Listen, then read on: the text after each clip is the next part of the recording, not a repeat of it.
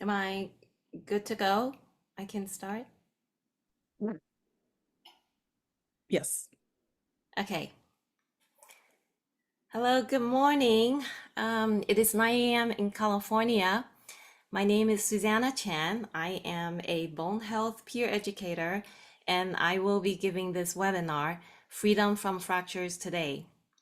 So, osteoporosis affects a lot of people, yet many of them don't know much about this condition. The fractures that result from osteoporosis can have a huge negative impact on someone's life. Data shows that approximately 1 in 2 women and up to 1 in 4 men aged 50 and older will break a bone in their lifetime. So, my goal today is to bring awareness to this disease so you can take steps to improve your bone health and avoid fractures. This webinar is sponsored by BHOF, the Bone Health and Osteoporosis Foundation. Before I begin, I need to go over a couple of housekeeping items. If you have questions, please type them into the questions box in your screen. Either the moderator behind the scenes will type in the answers or I will answer them at the end of the talk during the Q&A session. If we run out of time and your question doesn't get answered, please email them to info@bonehealthandosteoporosis.org. Someone will get back to you.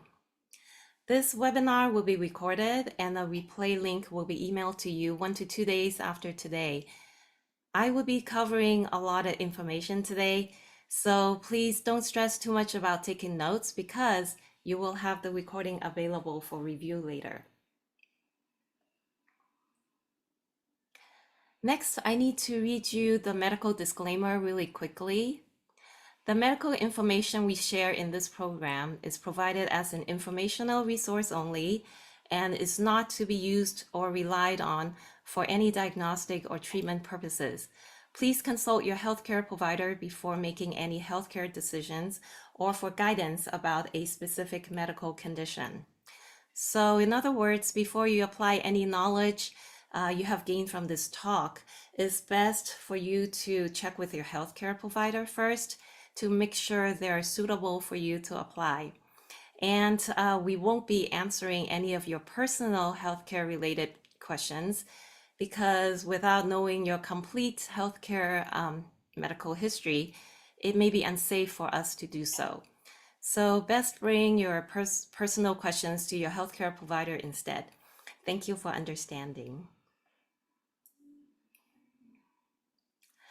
Because osteoporosis is so common and so important, here at BHOF, we believe everyone should have a personalized bone health plan. And there are 6 components to a good bone health plan. They include knowing your fracture risks, how to talk to your provider about your bone health, be active, so you do exercise to strengthen your bones and your muscles, eat well, so you have all the nutrition that you need to support your bone health, learn how to prevent falls because falling is the most frequent cause for fractures, and then take medicine if needed. I will be focusing on the know your risk component today. Due to time limitations, I can only go over the other 5 components very briefly, but there are other separate webinars that focus on them specifically. So what we will cover today includes the basic principles regarding osteoporosis, the relationship between osteoporosis and fractures, your risks that can contribute to breaking a bone, how to calculate your fracture risk and how to reduce your fracture risk, and the next steps you can take based on your risks to avoid breaking a bone. Osteoporotic fractures are also known as fragility fractures, and they occur when a bone breaks due to a force that would not normally be strong enough to cause a fracture, such as a fall from a standing height or less. But if your bone has become fragile due to osteoporosis, this type of fracture can happen even though the trauma may be low. So this pie chart shows the incidence of hospitalizations due to osteoporotic fractures in women 55 or older is higher than heart attacks, strokes, and breast cancers combined, emphasizing once again that osteoporosis is very common and can be very serious where you end up in the hospital. Most common osteoporotic fractures take place in the hip, the forearm, the spine, the pelvis, the distal femur, which is the lower end of the thigh bone just above the knee, the wrist, and the humerus, which is the long bone in your upper arm. Amongst all the fractures, hip fractures are the most devastating. More than 95% of hip fractures are the result of a fall. That's why fall prevention is very important. In the US, 300,000 hip fractures occur annually. And the consequences are serious because 25% of the patients die in the year following a hip fracture, oftentimes due to complications such as blood clots, bed sores and infections, or pneumonias, etc. 30% end up in a nursing home, and 40% cannot walk independently after a hip fracture. So these are really staggering statistics. In order to understand osteoporosis, you first need to understand bones and how the bones change over a person's lifespan. To keep the bone strong, our body has bone-forming cells that build new bone. Then when the bone gets old and weak, our body has bone-breaking cells that break down the old bone, and the bone-forming cells can then build new bone to replace the old bone. So this process is called bone remodeling. And the BHOF website has a lot more information about the bone remodeling process for your reference. So in this graph, it shows the 3 bone phases in a person's life.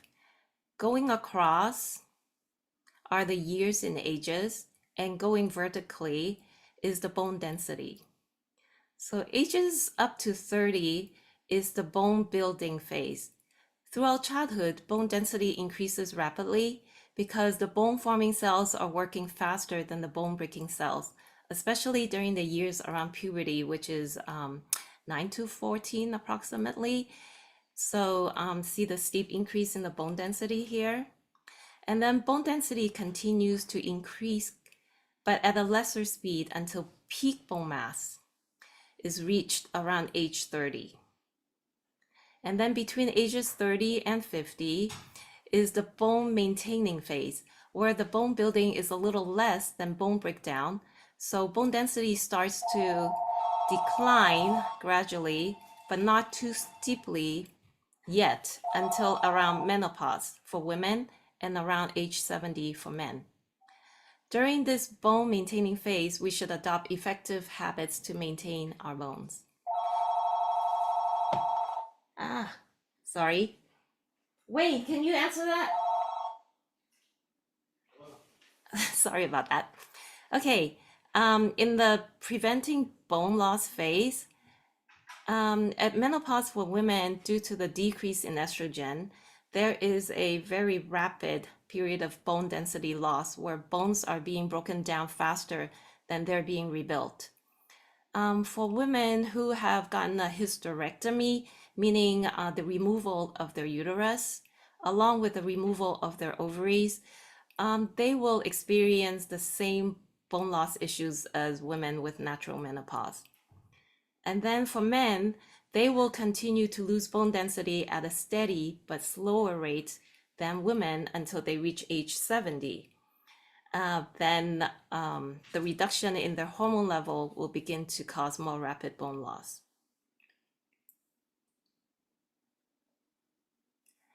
Okay, osteoporosis is a silent disease because oftentimes you don't even know you have it until you break a bone.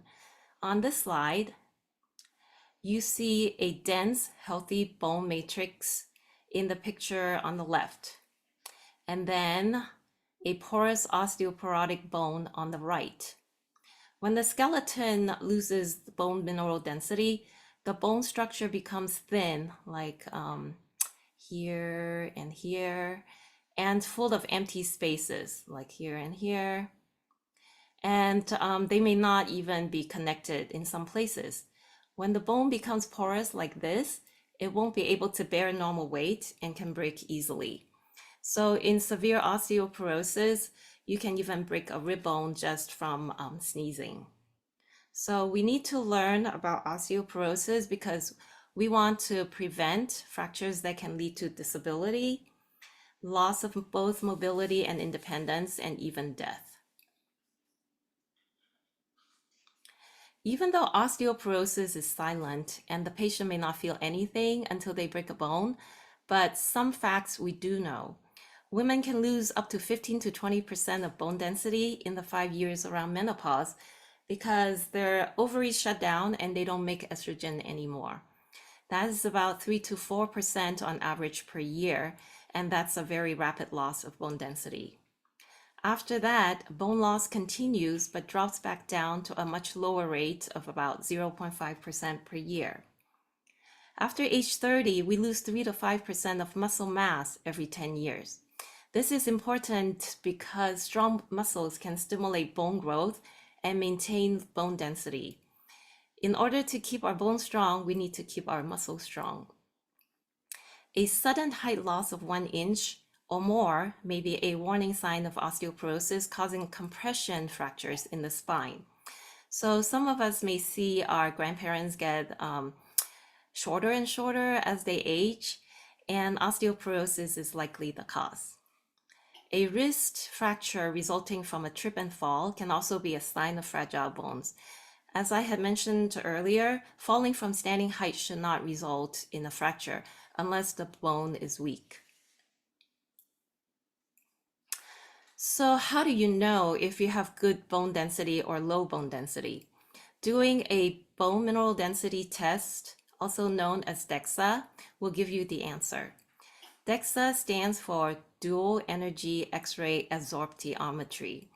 The DEXA scan is the gold standard for diagnosing osteoporosis by measuring the bone mineral density, usually in the hip or in the spine, sometimes in the arms too. The scanner uses a very small X-ray beam to capture images of your bone. The amount of radiation is very little, about 1/10 of the radiation of a chest X-ray. It is simple, painless, and takes about 15 minutes, and it can be done with your clothes on. Do not wear pants with metallic parts like jeans with a metallic button and zippers. Otherwise, you will need to change out of those pants. Since bone density changes very slowly, one normally gets a DEXA every 1 to 3 years, depending on your situation and treatment plan. The DEXA scan is typically the definitive first step to clinical management of osteoporosis. Once you have done a DEXA scan, you need to understand the DEXA results. This is a graphic depiction of a DEXA result. You will see Z-scores and T-scores on the DEXA report, but since postmenopausal women and older men are our target audience today, we will focus on the T-scores because they are more predictive of fracture risk in these populations.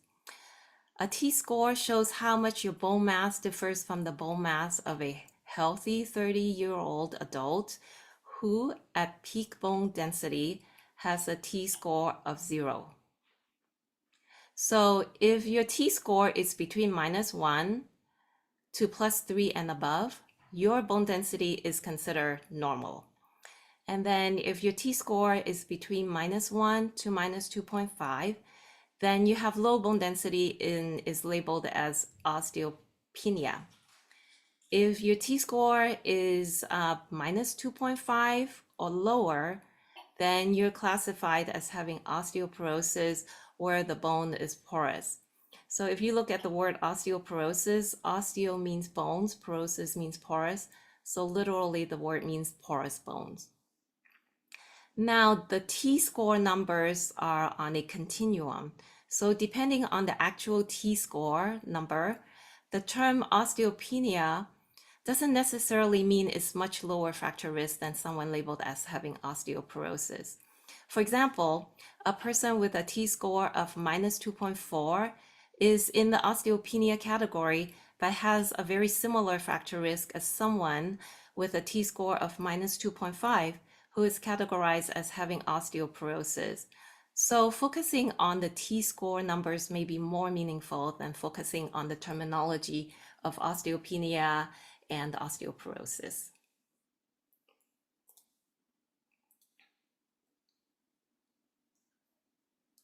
Okay, there is more to fracture risk than bone density alone. So bone quality is also important. Let's go back to a previous slide. You can think of bone quality as the strength of the microtexture of the bone. So in this picture, clearly the person has low bone density. But if these connective bone tissues are strong, despite being thin, then the bone quality can still be good. Versus a person with low bone density, but the microtexture of the bone is weak, then that's double bad because this patient has both low bone density as well as poor bone quality.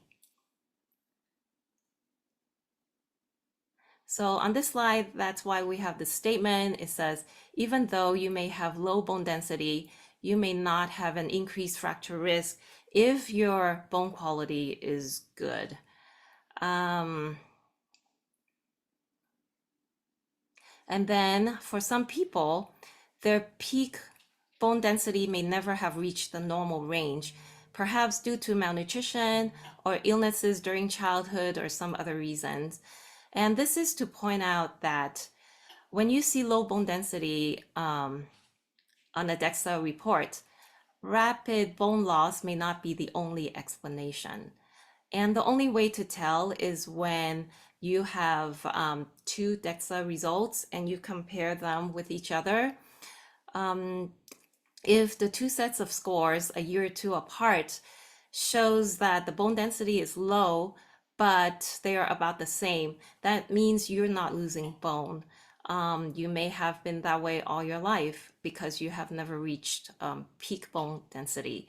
Versus when you compare the second set of T-scores to the previous one and the T-scores are much lower, then that shows you are having bone loss. Okay, so other fracture risks factors include age, gender, race. BMI is your bone mass index. Medical conditions, medicines that you're taking, your lifestyle, your fracture history, and your family's fracture history. And I will go into each of these in more details later.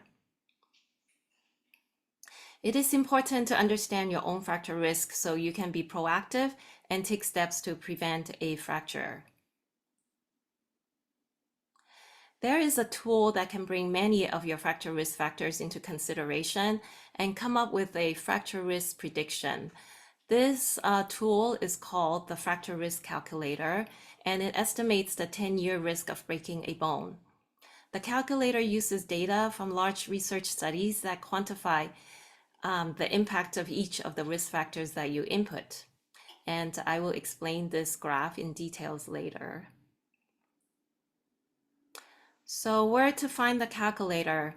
Our moderator will put the link into the chat box right now for you to download. The calculator has 17 questions, and I will go over each one of them with you and explain why they are important. You can follow along with your smartphone or in another window on your computer. But if you're unable to do that right now, just follow along and listen, follow the slides, and then you can use the link provided and fill out the calculator after the webinar. Okay, so the first question is how old are you? The reason they want to know is because fracture risk increases with age. Are you a man or woman, and they mean at birth? Fracture risk increases for women after menopause because of the loss of estrogen. What race and ethnicity do you most consider fits you? Fracture risk varies depending on race and ethnicity. It is higher for white people and Asian people, but can affect all races. What is your current height and weight? Neither are significant risk factors on their own, but are included here in order to compute the BMI, the body mass index. Fracture risk increases if you have a low BMI. So for those of you who have always been very thin, that is definitely a risk factor. Have you ever had a bone density test on a table machine? They mean a DEXA scan. It is not necessary to have your DEXA T-score to use this calculator. It will still calculate the general fracture risk of someone like you who are the same age. But the more info you provide to the calculator, the more accurate the risk assessment will be. So if known, input your femoral neck, which is the hip, T-scores into the calculator. Be sure to include the minus sign in front of the number if it is there. It is best if your T-scores are from within the last 2 years. Are you taking a prescription medication for osteoporosis? If you are, your fracture risks are expected to be lower than what the calculator comes up with because osteoporosis medications are expected to increase bone density and decrease your fracture risk. Do you currently smoke tobacco?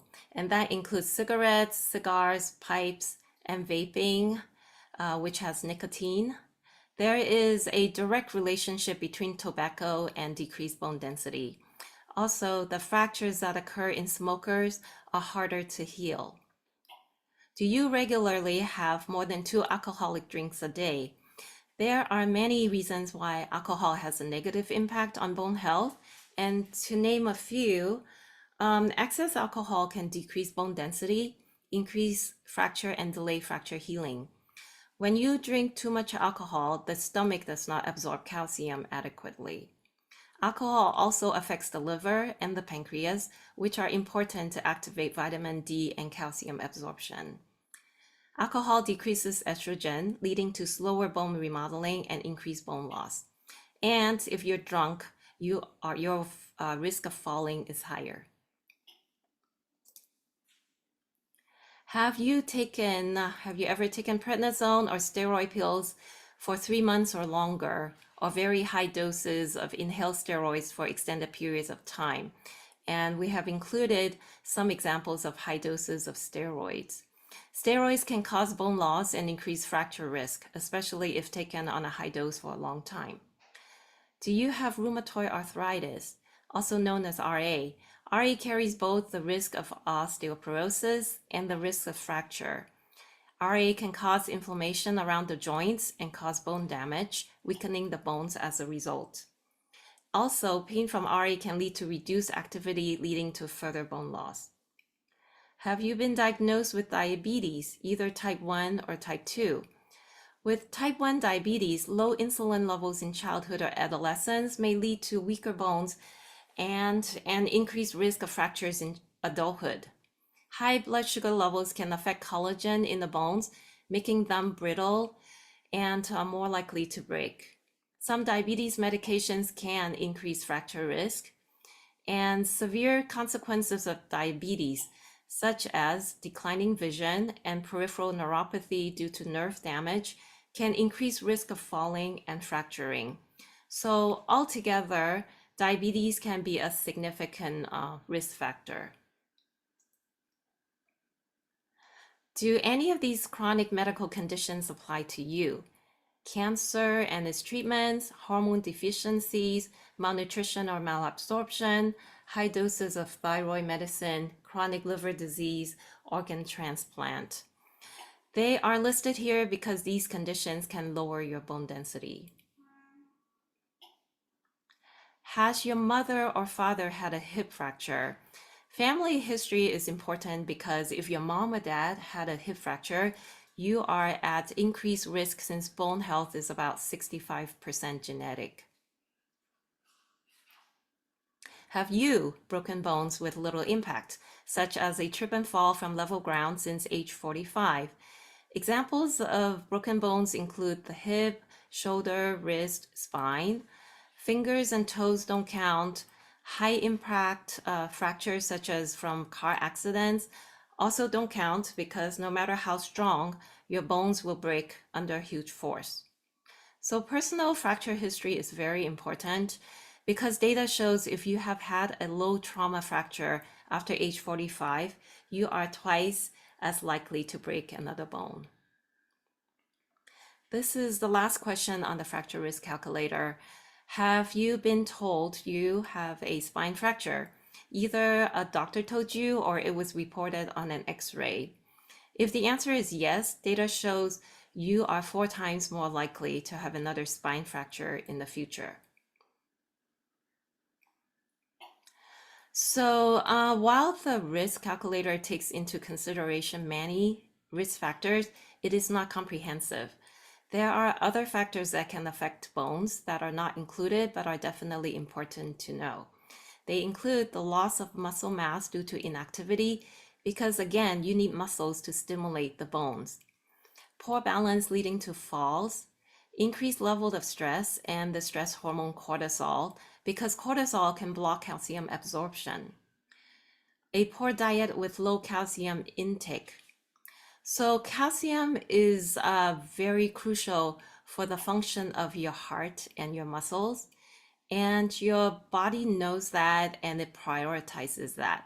So if you don't get enough calcium from diet or supplements, your body will leach calcium from the bones to support your heart and muscles, and thereby decreasing your bone mineral density.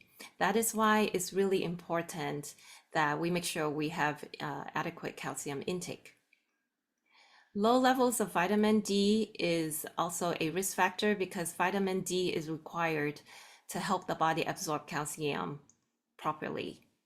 Too much salt and caffeine can cause the body to excrete calcium and lead to bone and muscle mass loss. So these are considered modifiable risk factors, meaning you can actually do something to reverse them and decrease your fracture risk, such as do exercises to strengthen your muscles and bones and improve your diet so you get enough calcium and vitamin D and all that.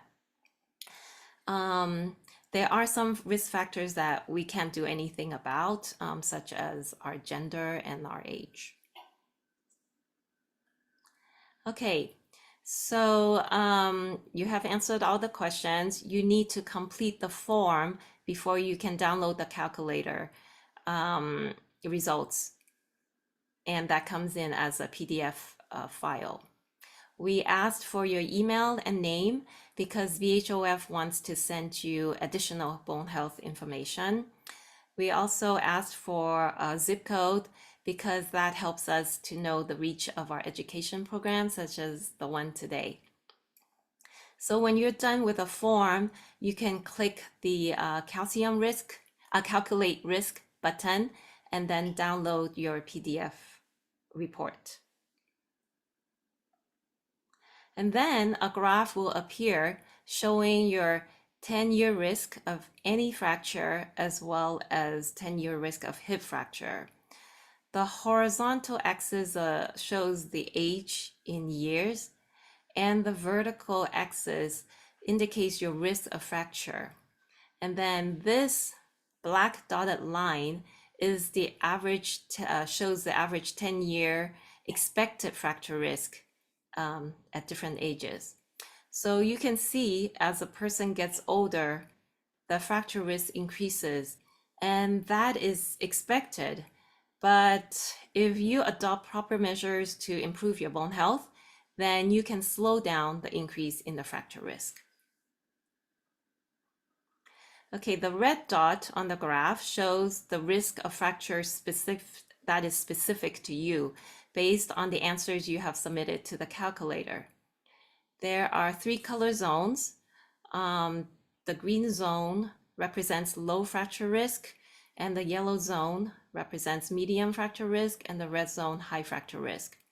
But remember, this graph was generated based on the answers that you have submitted, but there are risk factors that we had talked about that weren't included in the calculator, such as poor diet, poor balance, high levels of stress, etc.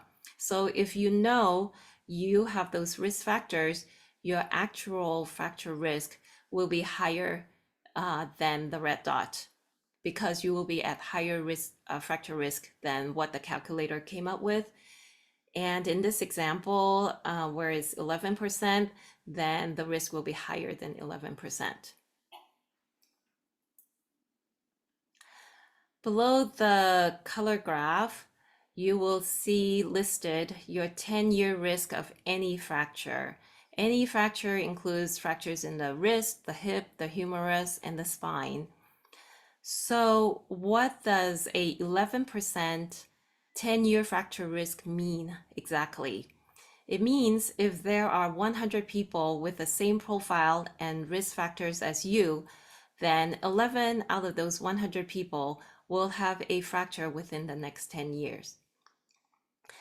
And the report also lists the average risk of any fracture for your age based on the average risk of someone same age as you. And then it also shows the 10-year risk of hip fracture. And again, that's because hip fractures are the most important, most serious fractures. And so it is good to understand your risk of having a hip fracture specifically. This slide is to point out the vertical scales on both sides of the graph provide different ways of looking at your risk. On the left, the risk is expressed as a percent risk of fracture. So like for this example is 11%. And then on the right, the risk is displayed as odds of having a fracture, such as 1 in 3 chance, 1 in 4 chance. So for example, for this one is 15%. When it's 15% risk, it shows it's 1 out of 10 chance. So now that you have your fracture risk estimated by the calculator, what do? You can show this report to your healthcare provider and start a conversation regarding your bone health. In the meantime, you can start applying fracture prevention strategies that are suitable pretty much for everyone. And that includes making sure your daily calcium from food and supplements combined should be somewhere between 1,000 to 1,300 milligrams, depending on your age. Now, don't go overboard with calcium either, because too much calcium can affect your brain, your heart, and your kidneys.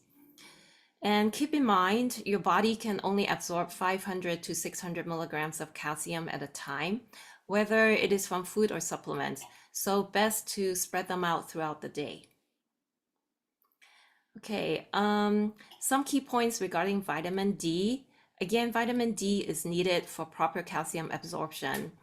And some of you probably already know that sun exposure can help the body produce vitamin D, but that is not always a reliable way because, for example, like in the winter months, we have less hours of sun, and also the intensity of the sun is less strong in the winter.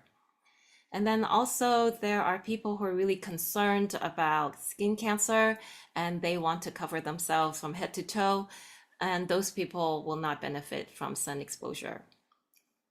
Also, very few foods actually have vitamin D. So it is likely that you will need to take a vitamin D supplement. You should check with your healthcare provider on how much you should take. Oftentimes they will have you check a blood level of vitamin D level, and based on that, they will suggest a dosing regimen for you. Smoking and alcohol, I already talked about. Home safety is mostly to prevent trip hazards and falls. Oh, and then on this slide, you see this 3-in-1 risk level handout. BHOF has prepared that, and our moderator will post that in the chat box for you to download. You can do that right now, or you can wait until We email you with a recording of this session. All these links for handouts will be provided along with on the email as well.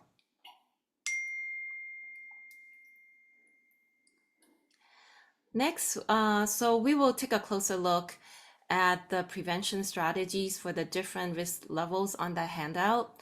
If you are in the low fracture risk, okay, if you for some reason are taking an osteoporosis medication, talk to your healthcare provider to see if you need to continue or if any adjustments need to be made. A DEXA scan may not be necessary if you are considered low fracture risk by the calculator, unless you have risk factors that were not included in the risk calculator that we talked about. Or if you are 65 or older and have never had a DEXA scan, then it is recommended that you get one for screening purpose and to establish a baseline, even if the calculator shows you are at low fracture risk. And it's never too early to start exercise and practice good body mechanics to strengthen your bones. And check with your healthcare provider to see if you're taking medicines that can negatively affect your bones, like the ones I have mentioned, steroids, and so on. BHOF has prepared a handout that has a list of medications that can affect bone health. And the moderator will post a link as well. If you are in the moderate fracture risk category, you should definitely get a DEXA scan if you have not had one in 2 years. And then talk to your healthcare provider about the need for an osteoporosis medication, and also review the medications that you're taking to see if any of them may cause bone loss or increase fall risk, and if there are any alternatives. And definitely you should exercise and practice good body mechanics. It is a good idea to ask your healthcare provider for a referral to a physical therapist or exercise specialist who is trained in osteoporosis to ensure you can strengthen your bones effectively and safely. If you fall in the high fracture risk, you basically do everything I have just listed for the moderate fracture group, except now with a much more urgency because your bones are at a higher risk of fracturing. So at this point, it should be very clear that learning about osteoporosis is all about lowering your risk of breaking a bone. So let's go back to the bone health plan that I showed you at the beginning of this webinar, and we'll do a wrap up. Okay, so the reduced risk factor component, you now know how to use the fracture risk calculator and take the results to your healthcare provider, get a DEXA scan if appropriate, and change what you can to reverse some of those modifiable risk factors such as quitting smoking, improve diet, etc., to decrease your fracture risk. Before talking to your healthcare provider, you need to prepare for the appointment, because the better prepared you are, the more productive your discussion will be. So you need to make sure you have your personal fracture and medical history ready, as well as your family's osteoporosis and fracture history ready. Have your 10-year fracture risk assessment results from the fracture risk calculator available, and prepare a list of questions for your healthcare provider ahead of time. BHOF has a talking with your healthcare provider handout that can help you with that, and the moderator will post a link on the chat box. Be active means do weight bearing and muscle strengthening activities. Focus on posture and good body mechanics so you don't get hurt while trying to get stronger. Some important modifications include avoid forward flexion, like rounding your back, extreme twisting from side to side, and extreme side bending. And you want to strengthen your legs and improve balance. There is much to learn about how to exercise effectively and safely. There is an upcoming webinar called Stepping Out Strong on June 24th that focuses on exercises for strength and balance. And there's another one called Posture Power on August 27th that focuses on good postural alignment and body mechanics. So be sure to check those out.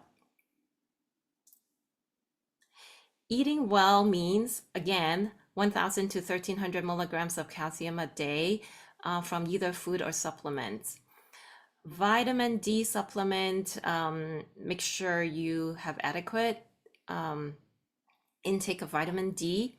Eat a balanced diet of whole foods to get all your bone healthy nutrients. Get sufficient protein. You need strong muscles to stimulate bone growth, and you need protein to build the strong muscles. So the current recommendation on protein is 1.2 grams per kilogram of your body weight per day. So if you weigh 70 kilos, then you should take 84 grams of protein per day. And then limit alcohol and caffeine and reduce salt intake. There is also a ton to learn about nutrition. The webinar Eating for Healthy Bones on July 30th focuses on bone health nutrition. Don't miss it. Prevent falls. So some people consider the most important mantra for osteoporosis is do not fall. Remember, the hip fractures are the most devastating fractures, and 95% of hip fractures are due to falls. So you can prevent falls by making your home safe, removing clutter and trip hazards, stay current on vision checkups because not being able to see clearly can lead to trips and falls. Use night lights, handrails, and grab bars as needed around the house. Be mindful in your activities. Pay attention to what your body is doing. Many falls are a result of inattention, getting distracted, letting your mind wander, or multitasking. And this one is super important. Do not text while walking. And do strengthening exercises and improve your balance. So again, the Stepping Out Strong webinar on June 24th will cover fall prevention and provide simple everyday exercises to strengthen muscles and improve balance. Take medicine if needed. Have a discussion with your doctor if you fall in the moderate to high risk category, because medicines for osteoporosis have been found to reduce the risk of breaking a bone by at least 35%. And if you're at low risk, you most likely do not need a medication. Okay, this slide is redundant, so I'm gonna skip it. Instead, I will just emphasize the takeaway of this webinar is that osteoporosis is a silent disease that is very common, and it can lead to bone fractures that can result in devastating consequences. So it is crucial to know your fracture risk and take effective steps to lower your risk. And putting together and executing a good bone health plan is absolutely important. Stay connected. Sign up for our newsletter. Stay connected on Facebook and Instagram. If you have any questions, please contact info@bonehealthandosteoporosis.org. Thank you very much for your time. And now we can take some questions.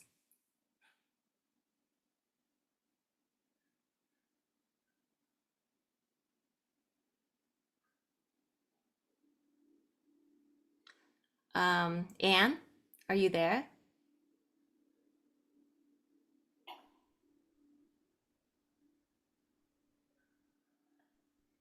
Can you hear me? Now I can. Okay, great. So thank you so much, Suzanne. That was a really great presentation and very detailed. We have some questions here that Several people asked about bone quality. You talked a lot about bone quality during the presentation. Is there any way to measure it? Can you talk more about that? Yeah, actually, there is a way to measure bone quality, and that is called TBS, and it stands for Trabecular Bone Score. It is a software that is complementing the DEXA scan. And what it does is it takes the spine images from the DEXA and it analyzes the microarchitecture of the bone. And so you can think of the TBS, the trabecular bone score, as the bone quality score. However, TBS right now is not widely adopted. Some facilities have it and some don't. And most of us, where we go to get our DEXA is dictated by our insurance. So we may or may not have access to it. Um, let's see. But one note about TBS is that it's mostly useful if the clinical case is kind of borderline. It's helpful in helping the patient and the healthcare provider to make a decision on whether to start drug treatment. So in those borderline cases where the patient has like mild to moderate low bone density, and the healthcare provider may suggest the patient to consider starting a medication, and the patient may be hesitant. And then knowing the bone quality will help with the decision, because if you have the TBS, the bone quality score shows that you actually have pretty good bone quality, then it's not so urgent that you start a osteoporosis medication. It can buy you some time where you adopt all those bone healthy habits to see whether your bone density will improve. Whereas in a case where, the bone density is borderline, but then the TBS shows your bone quality is really bad, then that kind of sways your decision towards starting an osteoporosis medication sooner rather than later. So it is not so important for everyone, but in some cases it can be important. Great, thank you so much. And then earlier in the presentation, you talked about getting a DEXA, and we had a picture of the DEXA machine. And someone has asked, I heard that I should try to stick to the same DEXA machine every time I do a bone density scan. Is that true? Yes, that is true. That is because even though every DEXA machine is calibrated, but the measurement may be a little bit different if you do your DEXA on a different machine, especially a different brand of DEXA machine. So you can think of it as when you step on a scale to weigh yourself, even though your scale is calibrated, but the weight you get from that, and when you step on a different scale, you may get a slightly different or a lot different number. And so the way to mitigate that is by going to the same facility and try to use the same machine as the last time to minimize the variation. And that is important because if your next DEXA scores come out different than the previous one, you want to know that is a true change rather than, the difference is because of the variation between the machines. Um, However, I think sometimes it's not up to us to decide, because let's say if your insurance changes and you have to get your DEXA from a different facility, then it will be a different machine. And also, even in the same facility, sometimes they will swap out the old machines and change the new machines. And so you try to do what's best, but sometimes we can only control what we can. Very true. that is true. And let's see here, can you talk a little bit about a screening DEXA and what the difference is between a screening and a diagnostic DEXA?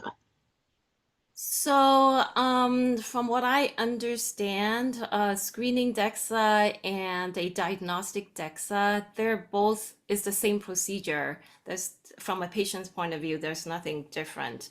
But it may be different in terms of coding, and the insurance coverage. And for the purposes, screening is like you don't have any clues that you actually have osteoporosis. You don't have a whole lot of risk factors. You haven't had a fracture, and they're just doing it to screen and to establish a baseline.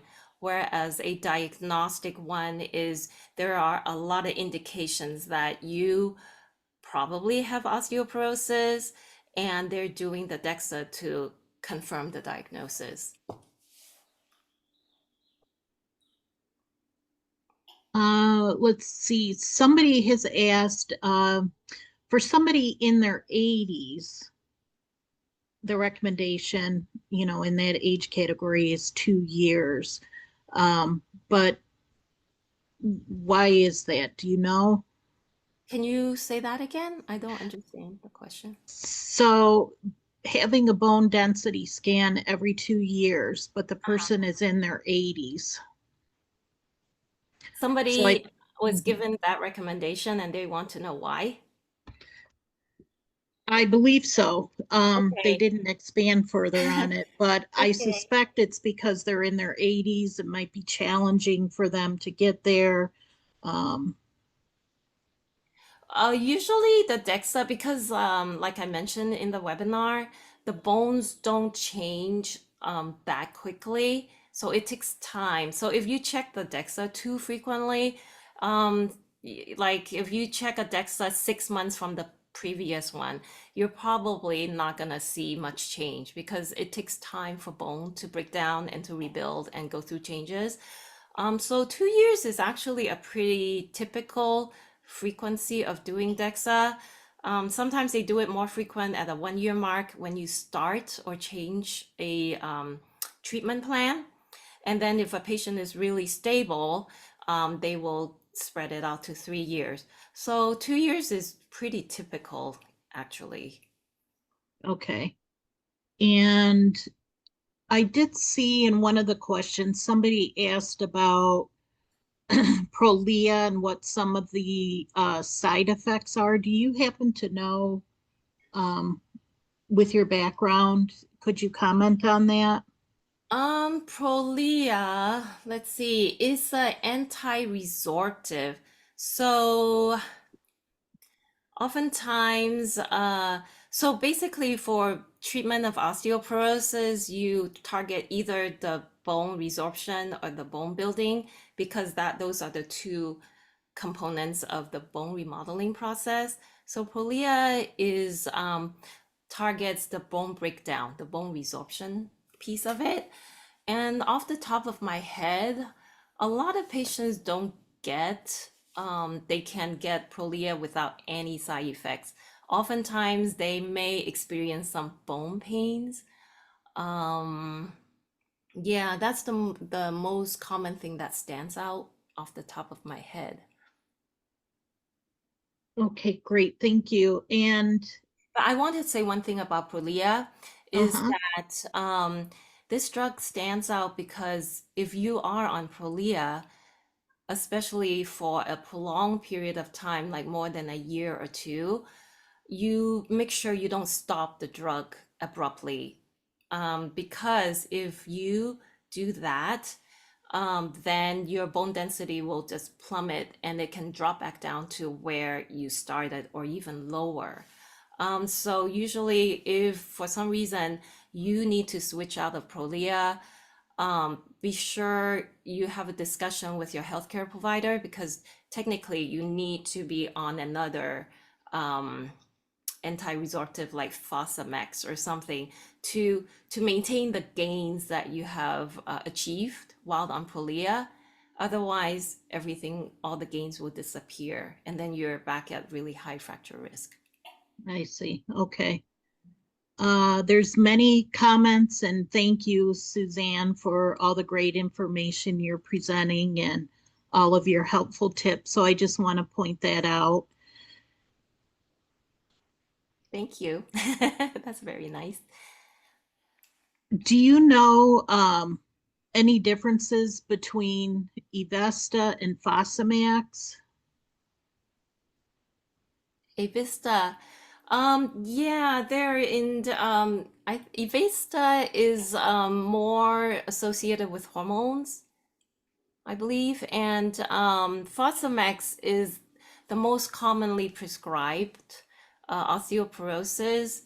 Again, is anti-resorptive, so it decreases the breakdown of your bones. So when you think about the bone, um, the bone will grow when there's more bone building than bone breakdown. And then oftentimes people end up with osteoporosis because they have more bone breakdown when compared to bone building. And so Fosamax targets that piece of it. Like if you decrease the bone breakdown, then maybe you will be able to maintain your bone density better.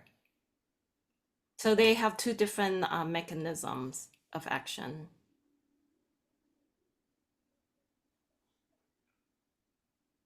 I'm just scanning here to see if we've hit all of the questions. We've had quite a few questions come in.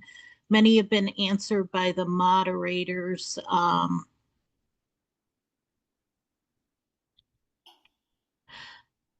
Someone is asking, is there a way to locate a facility that uses TBS? I think the only way to find that is by calling around, and then just ask them. But I you may have to pay out of pocket if it's not covered by your insurance. And then I think you also need a prescription by your doctor in order to add that onto the DEXA. Right, you do. And I just to further that a little bit, you can go to the Medimaps website and they should have a list of facilities that have TBS available. So you would need to contact them or reach out on their website to find out. They're the makers of the TBS software, so they would be able to help locate a facility with that information. And thank you. The link to Medimaps is in the chat, so you can click on that and go through the search there. Okay, thank you. One last quick scan.